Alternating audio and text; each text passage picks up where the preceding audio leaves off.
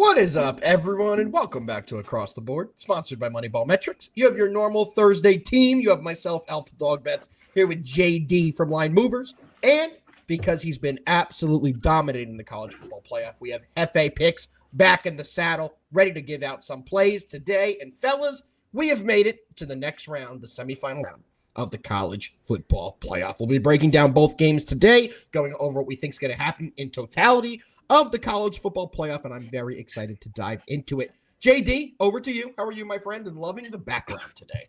I'm doing good, man. Yeah, the background, just kind of trying out something new here. Yeah, man, I'm doing good. I am actually nice and warm now. The actual heat is now fixed, so everything's good. We absolutely love that. Hefe, welcome back. How are you today? Doing good. Excited, man. We are about to embark on a 5-day football journey, and I am so pumped. Absolutely. Some are saying it's the greatest 5-day stretch in football history, the next 5 days. So I'm very much looking forward to that. Let's quickly touch on the comments. Joseph is here. Joseph, we appreciate you. After hearing our breakdown yesterday, you did a Cav Pistons parlay plus 115. Let's go. Let's keep cashing. Let's keep giving out the winners. Welcome back to the show, brother. Nick Castrucci is here as well. Happy Thursday, bro. Hopefully there's some Buckeyes football on the slate today. Oh, we will be covering the Buckeyes. I can promise you that. And I can tell you there is one individual on this show who is all the way in on the Buckeyes. I won't tell you who, but you will hear when we go over that breakdown. Bill Norman is here as well. Bill is always here with us. Bill, we appreciate you checking in from our YouTube. Also, shout out to all of our TikTok viewers as well. We are new on TikTok, so shout out everybody who is joining us on TikTok. One more comment we have to get to, and it's our guy, J-Bo, who is also here every day. He's a big Hefe guy. We always see him get fired up when Hefe is here. J-Bo, you're not alone. We also get fired up when Hefe is here too. So we're very excited to break down the slate today with the fellas. Well, boys, there's a couple things we do on this show. We got to go through our protocol. So let's quickly dive into our Wednesday recap. JD, I'm going to start with you. How did you do yesterday? Man, to be honest, yesterday again kind of sucked. I was so close though, man. Giannis finished with 25, 16, and 8. That was a plus actually 1,200 play. We just missed. But yeah, man, besides that, it actually really wasn't a good day for him. So. I hear that, but you've still been killing it this year. We go over the show. I know you've had way more positive days than negative days to start 2025. So I'm sure nobody's mad at you. Keep it rolling. Let's continue to get back on the winning ways. I had a decent night myself. The Cavs were my biggest play of the day. You guys know, if you were in the show yesterday, how big I was on that Cavs play. Very happy they were able to get it done. They won on the spread. They won on the money line. Any way you took the Cavs last night, they basically covered for you. Hefe, how'd you do yesterday, brother? I only had 2 plays, but went 2-0. I was right there with you for the Cavs, and I also took our lovely Knickerbockers to bounce back minus 11.5. Typical Tibbs fashion, kept all the starters in way too long for absolutely no effing reason. But what are you gonna do? Cavs Thunder though, man, what a game! Usually, like like in football, you'll watch a damn Jaguars Titans game on a Thursday. It doesn't matter. But in basketball, like it's rare that I'll watch a game outside the Knicks like on a normal weekday. I've caught myself watching a game yesterday, and at one point I was like, "Damn, this is January. This feels like June right now between these two." Like it was giving NBA Finals vibes. The Cavs are good. I hate to admit it. They're deep and they play like such a good team. They just play like a team. Spider had not a great game last night. It was awful. Didn't matter. He was awful. Everybody else picked them up. They're such a good bench. Strus is like the 8th guy on the bench. Comes off just hitting threes. Thunder are really good too. We have to remind people Chet Holmgren will be back at some point, and that is going to be frightening. Yep. Question for you. We're both Knicks fans. Everybody knows that. You can see it on my freaking head almost every day on the show. Watching that game last night, how much did you miss Isaiah Hartenstein? Because I'll tell you what, watching that game, the entire game, I thought, damn, the Knicks would be so much better if we were able to retain Isaiah Hartenstein. What'd you think of that? I miss him not because of Isaiah Hartenstein. I miss him in terms of like the depth that he brought to the team. That's what I miss. I miss having a bench. I watched a game last night, and both those teams were so deep. Like, and that's That's what I'm jealous of. I mean, both of these teams go 8-9 deep with players contributing that deep. Yep. You know what I mean? So that's what I'm like upset about. I wish the Knicks could make a trade and add a few pieces. Probably With not. the salary, they're not going to really be able to. We all know that, but this is not a Knicks show. This is the college football show, so I did quickly want to touch about that because that was the one thing that stuck out to me. But, fellas, we have 2 games we're going over. Everybody in the world knows what games they are. You guys ready to get in there, dive in, and break down the college football playoff? Yes, sir. Let's get into it, gentlemen. It is that time. College football playoff time. We're going to the first game on the slate, which is tonight's game, Notre Dame taking on Penn State. One thing I do have to add in there, I have to toot my own horn a little bit. I am 7-1 in the college football playoff. We've been reading everything very well so far, so I've been very much looking forward to this slate. Let's immediately get in with JD. What do you have for this Notre Dame Penn State game? I know you have a play on this one. You know, this one, this should be a really good game here. And, you know, these are 2 teams that actually, like, we've all talked quite a bit about here over the past, 3 weeks now. Yep. And there's a side that I'm leaning towards very strongly. I'm just not quite there yet. And actually, like, as far as Hefe goes, I really think that me and him think the same way about these teams. So I want Hefe to convince me on why to bet Penn State. Oh, wow. It's taking you. So I'm going with Penn State. That's obvious. As JD just said, I think they win on the money line here. Here's what this game comes down to me. I think these 2 teams are very even. I think the style which they play are even. I think their offensive schemes are even and what both head coaches want to do on offense. And to me, when you have 2 teams that are very evenly matched, I start playing who is the best player tonight? Who's the best player on the field tonight? And in my opinion, the most talented player, this is not the most important player, the most talented player tonight on the field is Abdul Carter, linebacker for Penn State. Correct. I think we can all agree with that. He's going to play. He had an injury to his arm. They're going to shoot him up. He's not going to feel his damn arm. He's going to play. But I don't think he's going to be the person that makes the difference. I'm looking at a matchup between Xavier Watts, the safety on Notre Dame, who, in my opinion, I think even in mock drafts, he's rated as a top safety in the draft coming out. This guy's a great player for Notre Dame.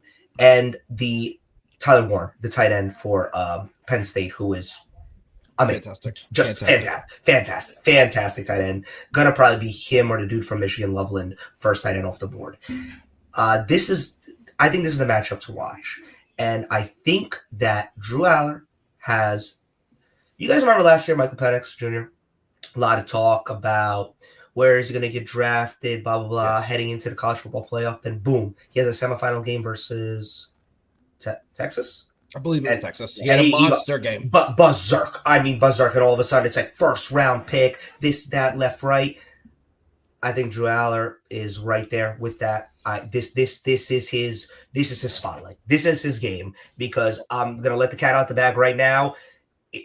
The next game I don't think is gonna be like this. I think this is the game for Drew Aller to come out and show literally the world what he's about. I think he does that. I like the defense that Penn State has and Abdul Carter leading it the way.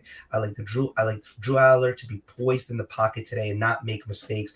And I like for Penn State to do exactly what they did against Boise and run that damn ball and stop Notre Dame from running that damn ball. Penn State money line. Yeah, so let me quickly jump in here because a lot of what you said is a lot of why I built my play the way I did. So I'm on the under 45.5 in this one, and it is my favorite play in both games of the college football playoff. I'll let that out now. I've been playing the under in both of Penn State's games so far. We have cashed both of them. Last game, we saw them play Boise State. That was a 31-14 game, ended at 45. Game before that was 38-10 against SMU. But we all know what the game plan of both these teams is going to be. We know what these teams need to do to be successful in this matchup. They need to dominate time of possession. They need to control the running game and keep the opposing offense off the field. So I think both teams are going to want to run the ball, methodically move up and down the field, and not take a lot of risks. Because whoever wins the turnover battle is going to win this game. I don't think either team's going to be taking 50-yard deep plays because they can't lose possessions in this one. You're going to see Penn State have some 9 to 10 minute drives. You're going to see Notre Dame have some 8 to 10 minute drives. These teams have long, sustained offensive drives. They slowly and methodically move down the field. And I think we're going to see a ton of that tonight, which will lead to long possessions, limited possessions, and a very low scoring game. I think this one goes completely under the total. I don't think it even hits the 40s. So I think we do have a comfortable cushion there, and that's exactly why I'm playing it. Before we go over to JD again, we did have a great question in here from Billy, from Doc. Doc is saying, coaching edge, how much will that factor? So I'm going to be honest here. I've been a huge James Franklin hater over the last 2 years. He's coached some fantastic football in the first 2 rounds of these playoffs.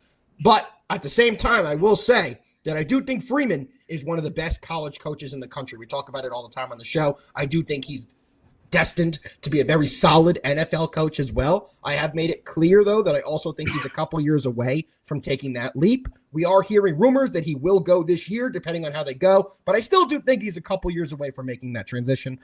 Coaching edge, I'd probably still go Freeman, but I think it's a lot closer than people are probably putting in this game. I do think that Penn State's entire coaching, not just James Franklin, I think the coordinators have done a fantastic job. They have guys that are bought in and believe in their coaching staff, and that's a very big deal. I don't think the disparity between the coaching staffs is a massive difference. Hefe, what do you think before we go to JD and go over all this with him? Marcus Freeman is the better coach. That's only going to come out in the game in situational football, right? You're talking about, your 2-minute drill at the end of the half, if it's close, stuff like that. I give Marcus Freeman is a better coach. I don't think that'll factor into who wins tonight. That's the simplest way for me to put it. JD, thoughts? I think the same way as actually you, Alpha. Freeman is the better coach, but not by as much as I think people want to say it is. And then actually, like as far as this game goes, I think they are really evenly matched here. I mean, this should be a really good game. One of the things for me that it actually comes down to is they're like both going to try to run. We actually all know that. So I looked at then who is going to be able to maybe pass the ball some also, and that to me is actually the Penn State side. I agree. Actually, as far as Notre Dame goes, the whole season, I don't think they passed for actually 250 yards once. That's low. That's pretty crazy. They actually barely got to 200, just actually like a handful of games here. Yep. And this is going to be as far as actually like a special teams game. That's more of what this is going to come down to too. And then also Penn State, I think, has the edge there. So the margins here are going to be very small. I agree. So you have to find those, like I said, just these really small things to actually find. But that is where I have found that's where I've actually found like Penn State to have the edge. This is no big play. This is no max play or nothing like that. I am going to be on there. Small though.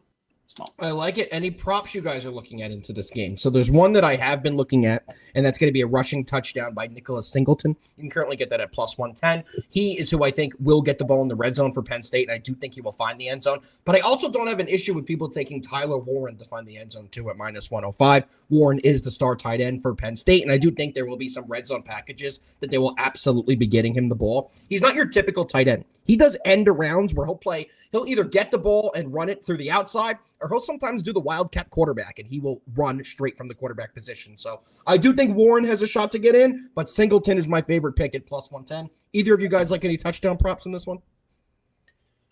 If I had to go with one, I do think Tyler Warren is the one trusted target for Aller, and there's going to be some red zone packages for him for sure. Looking at his yards total for the game, they're kind of all over the place. You can get 60 plus for one minus 145. That's kind of juiced though. It's just hard. I wouldn't take that because you have no idea the game plan of these two teams. Are they going to be pass heavy, run heavy? I agree with what Alpha was saying. It's going to be a run heavy game. at the end of the day, you look at these two quarterbacks, Riley Leonard, Drew Aller, you got to think to yourself, who's going to make a mistake? Yeah, that's what these types of games come down to. And who do you think it's going to be? Riley Leonard or Drew Aller? Who's going to make that mistake? Who do you feel, Hefe, is more susceptible to making a bad decision? Riley Leonard. I do think it'll be Riley Leonard. I'm not saying he will, but coach talk is, oh yeah, the game really only came down to 2-3 plays. Sometimes that's really the truth, man. Like when two teams are just evenly matched, it's going to come down to just a bad decision. Turnover battle. Somebody's going to make it, or it might just be a great play by the opposing defense. Who knows? Absolutely. Last game against Notre Dame, against Georgia, when Notre Dame played Georgia, it was that fumble in the last minute of the second half that changed the entire game. It gave Notre Dame an ability to score, and then what happens? They built that momentum right through half and ran back the kick right off the second half. It's little things like that you look back on, you're like, that one play changed the entire game. I think it's more likely that Riley Leonard makes a mistake tonight than Drew Aller. Let me also tell you, as somebody who was on the under for that game, last game, that kickoff return was the scariest thing in the world. There was a 3-3 ball game with a minute left in the half. Then there was the turnover. They scored. And then there was a kickoff and they scored. So let's not get any more craziness like that in this one, because that was a scary moment for any of the underbettors on that one. One more thing I wanted to add on this game with Tyler Warren as well. I know I said they have different packages where he runs the ball and he's not your prototypical tight end. He has 4 rushing touchdowns on the year. So find me another tight end in college football that has 4 rushing touchdowns. He's a very versatile and unique player. He will get the ball in several different ways. And good. Penn State himself has shown up after we break down Penn State. So Footy, we just said a ton of great things about Penn State that I'm sure you will love. Go rewind it. I'm sure you'll enjoy what we had to say as the literal Penn State Nittany Lion he is himself. Yeah. All right, boys. One actual thing here really quick. Yeah, absolutely. As far as Tyler Warren, his actual touchdown price is way different than I actually thought it was. You can get it right actually now at actually minus 105. I thought it was going to be a lot more juiced than that. So I'm definitely playing that. Also, give me him for the first actually touchdown. That's at plus 650. Yep. Really like that. And actually that was and actually that was another point that I actually didn't bring up is actually Penn State has that dude, as in him, who actually they can get the ball to, and actually he can make plays. He is a yards after catch guy. So because of that, also give me Drew Aller. Give me his longest completion is over 36.5 yards. Love it. One more thing I want to tell you that's very indicative of this game of what they think is going to happen. Go look at the touchdown prices in the Ohio State-Texas game compared to the Penn State-Notre Dame game. So in the Penn State-Notre Dame game, Tyler Warren is the only player to have minus odds to score a touchdown. He's minus 105. If you pull up the odds in Ohio State versus Texas, there are 4 players with higher odds than that. There's Jeremiah Smith minus 175. Quintravion Wisner minus 175, Trayvon Henderson minus 125, and Quishon Judkins at minus 120. So they have 4 guys minus 115 too. Yep. So they have. I have at plus 115 on FanDuel, so it's minus 115 on DK. I'm assuming because I know you're always looking at the DK lines. I'm always looking at the FanDuel ones. That's how I always know if we have a slight disparity. But yes. You can see by the odds makers, by what they're putting out for touchdowns, that they do think that the Ohio State game will be significantly higher scoring compared to the Penn State game when there's only an 8-point difference between the totals. These are certain things you have to take a look at when you want to make your bets. The books are expecting points to come early and often in Ohio State from the odds of the touchdowns. That's not what they're expecting in the Penn State game. So exactly what I am looking at, and another reason I do love the under as much as I do. But boys, that's going to wrap it up for the Penn State game. Are you ready to get into the second game, which is Ohio State versus Texas? Yes, sir. Let's get into it, boys, and we're going to start with our guy Hefe picks, because I know you have 9,000 futures with Ohio State that you've taken early in the year. You've been riding them all year long, and you have a ton of futures in incredible position right now. Go over why you like Ohio State, because I know there's no way you're backing off them now. I'm not. I think I hate how public it is, but sometimes it just is what it is in these types of circumstances. I think Ohio State blows Texas out the water. I really do. I don't I don't want to say that they win by like 20 plus whatever, but I think they cover this game easily, -5.5, -6, depending on where you look. For me, it's really simple as talent on the field. Offensively speak. Breaking news. Breaking What? news. I don't know if you guys follow One Sports. They're a very big college/high school company. Flu. They are very legit.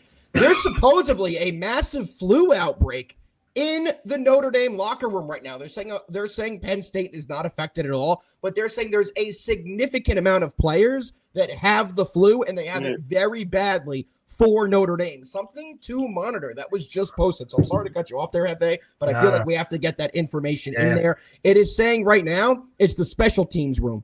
The special teams room is where it broke out in. The punter, the kicker, the backups, a lot of guys on the special teams for Notre Dame have the flu is what's currently being reported.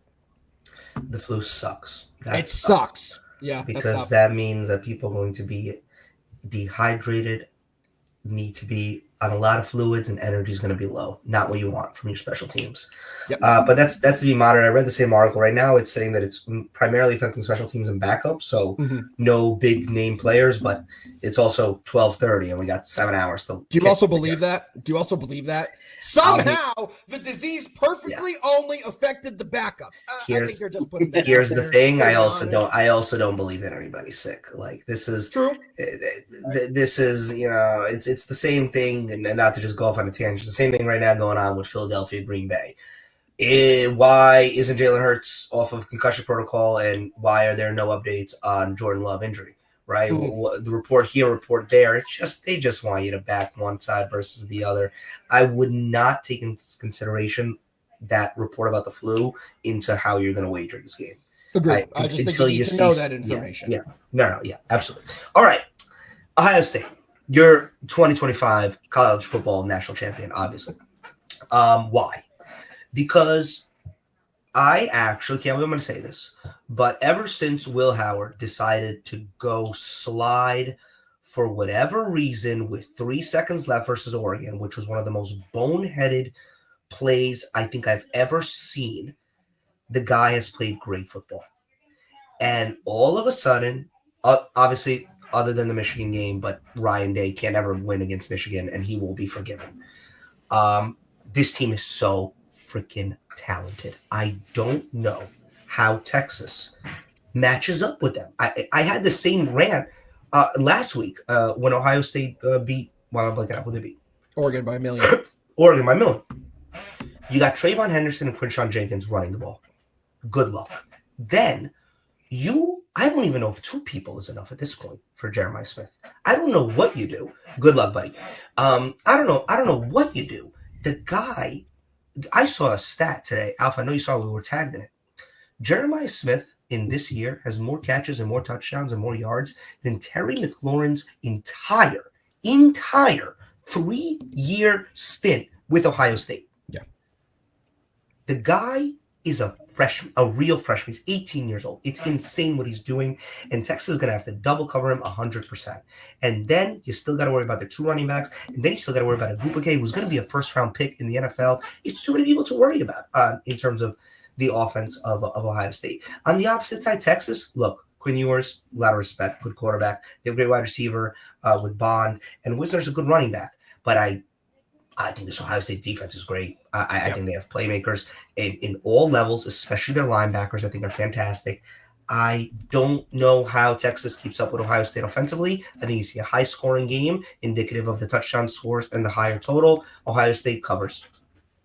I like it. I do think Ohio State covers as well. Any other bet you have on this game? Because I know we were speaking earlier, and you had a couple little – what's the right word I want to put it? I know this is not the right word, but a little al dente take on maybe a little parlay action between Ohio State and potentially an NFL team. So I'll let it out. I just did tweet Ohio State parlayed with an NFL team. Is this a lock? I know you have one. I looked into it this morning, and I texted you back right away and said, wow, I'm going to be adding a unit on this at least. Go over that parlay you were talking about. My favorite play of the weekend, of the football weekend, is Ohio State Buffalo Bills moneyline parlay. It's -130 odds. Normally, I do not love taking a minus odds moneyline parlay with 2 favorites, but not to get too deep into Bills Broncos. Just like I said, I don't know how Texas keeps up with Ohio State offensively. I have absolutely no idea how Bo Nix is even going to come close to keeping up with Josh Allen in that game.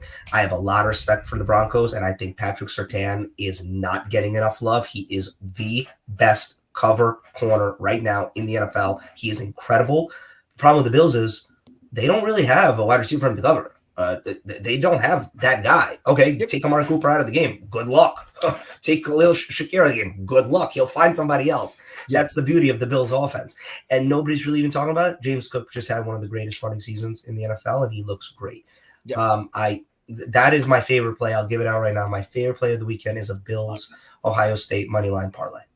I did not think you'd get that at a minus 130. So when you said that this morning, I was like, Hefe, there's no way you're taking a minus 175 parlay and telling me this is going to be a good bet. But then I ran the numbers and I plugged it in. And a minus 130, I don't see Texas winning this game outright. I'll put it out here first early. I'll speak quickly on this. I'm on Ohio State by the spread. I think they win this game by double digits. I think they win this rather easily. Parlay Prince, I see that you like Texas. I do apologize for you. The Big Ten has arrived. The Big Ten is here. So for all SEC fans that, like to back the SEC teams because they're in the SEC, that's over. The Big Ten to me is the superior conference. And in this specific matchup between these specific teams, Ohio State is deeper. They have more NFL talent, and they're a much better roster than Texas. They just are. They just are. And I'm not saying that you're doing that, Parlay Prince, saying you're only betting Texas because they're in the SEC. A lot of people are doing that. That's why I'm making that point and saying it. I don't believe in this Texas team. We all saw what they looked like against Arizona State. Cam Scatabo looked like the Michael Jordan of college football. He looked like the greatest player I have ever seen. So, yeah,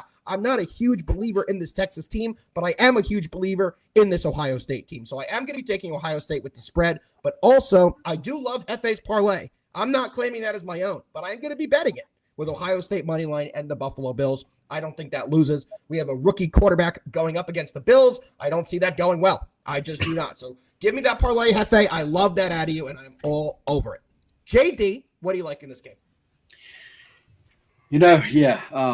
I am on the same side here. And just to break it down, as far as going through, actually the last game that we just talked about, I went through every different spot and actually players on the field. And like I said, they are pretty much even, pretty much everywhere. But when you do the same here, these teams are not even. They're just not. Texas, to me, they're actually better on one area, and actually that's going to be that's going to be their offensive line. I actually do think they're actually a little bit better there. But besides that, I have to give the edge everywhere else. What do you think about the defense? Parlay Prince is saying he loves the defense for Texas. Do you agree with him? I think Ohio State has a better defense. No, yes, I think Ohio State has it's not even to me that close.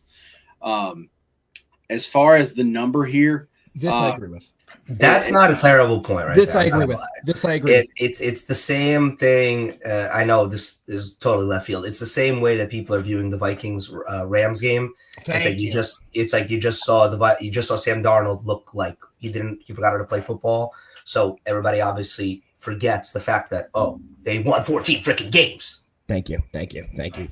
Sorry, JD. Yeah, no problem. And as far as that, I can see that because you've had Ohio State a few games this season kind of come out and not really look good. Yep. And that's the only way they're going to lose this, though, is they have to come out and just have a very off day. Couldn't agree more.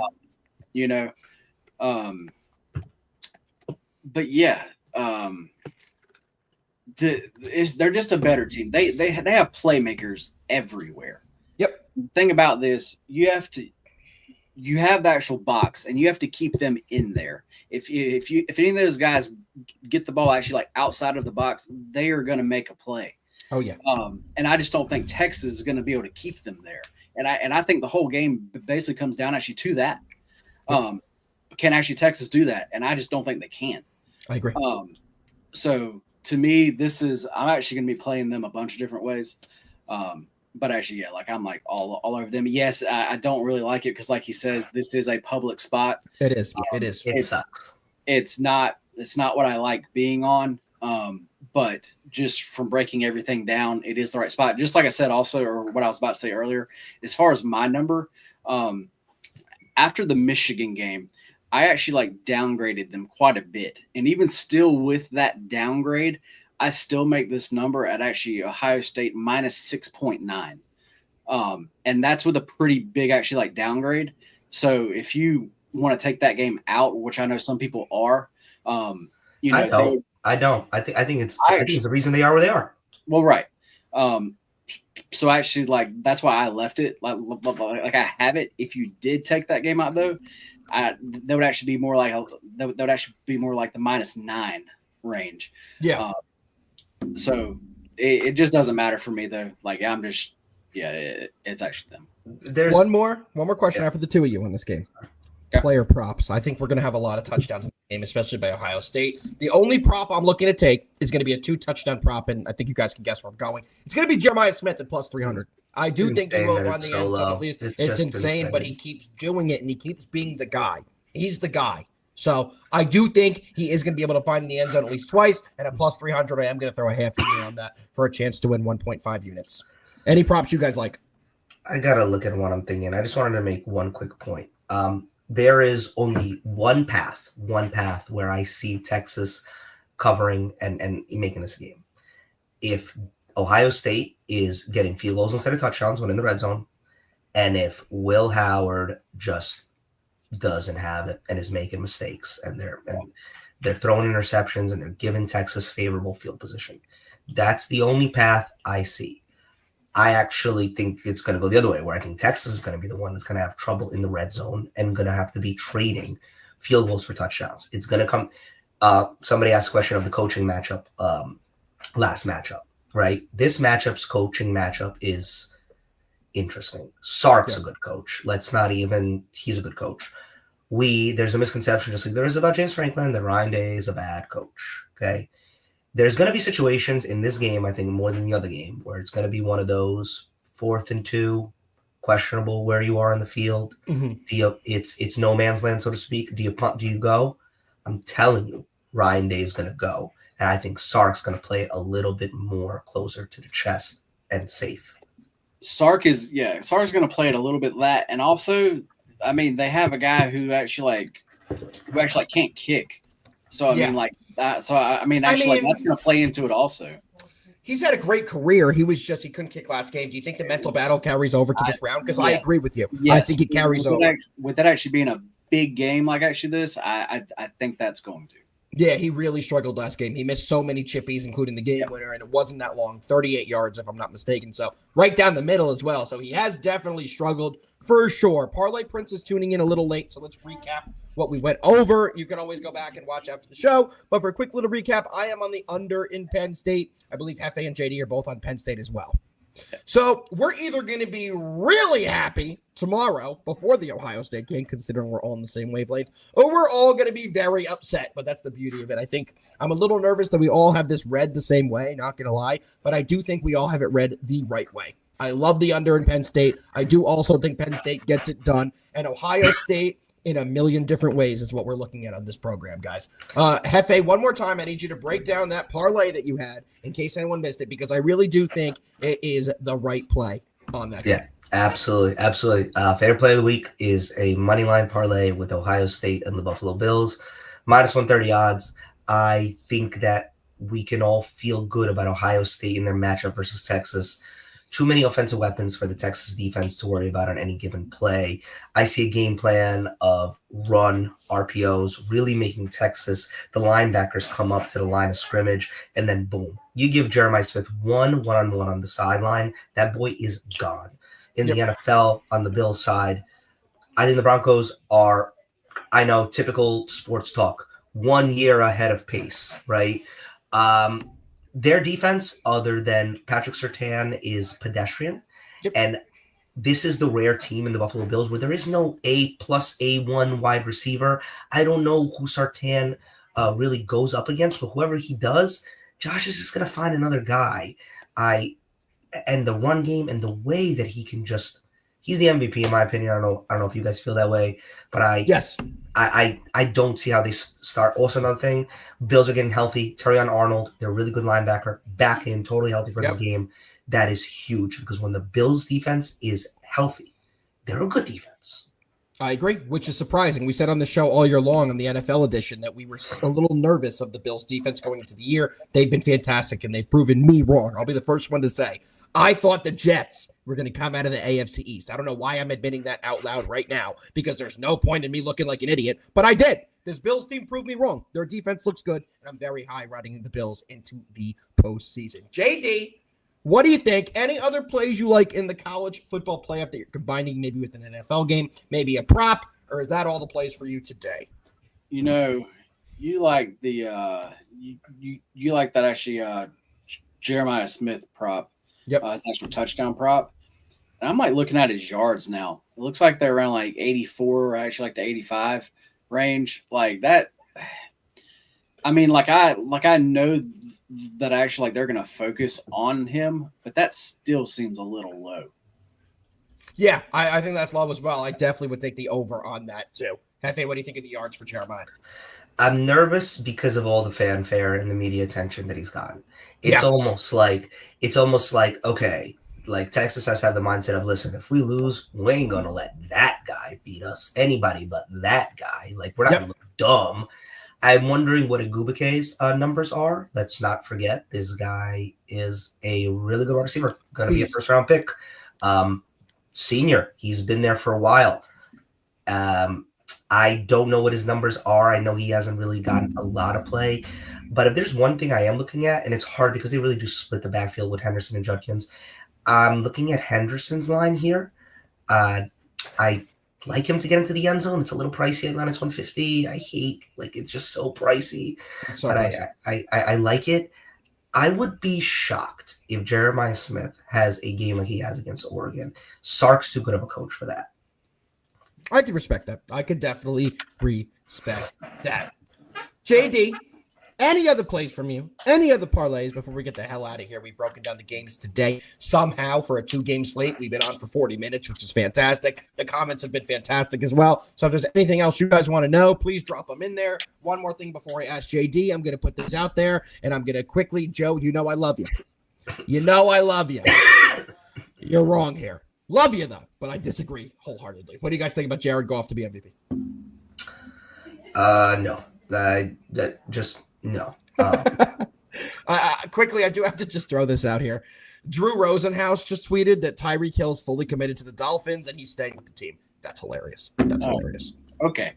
Yeah, right. Is the picture of his face on Antonio Brown's body still his avatar for Twitter? Well, until he changes that, I don't believe anything. I don't think you can change it for like a month because like a couple people got hacked on Twitter and it always says, "Oh no, he changed it." When you're Tyreek Hill, it doesn't matter. You can change your picture after a day. So I guess that's what it is. Okay. All right, J-Bo wants one more for J-Bo. You know, we don't answer everybody's requests here, but for a guy like J-Bo, and because me and JD did this yesterday, that I know it's still fresh on both of our minds, I'll quickly say my 2 Super Bowl teams, and you guys can call me idiots. Minnesota Vikings and the Buffalo Bills are the teams I'm predicting to go to the Super Bowl. F.A. Bills. I hate it. Eagles. Yeah. JD. Give me the Ravens and give me the Lions.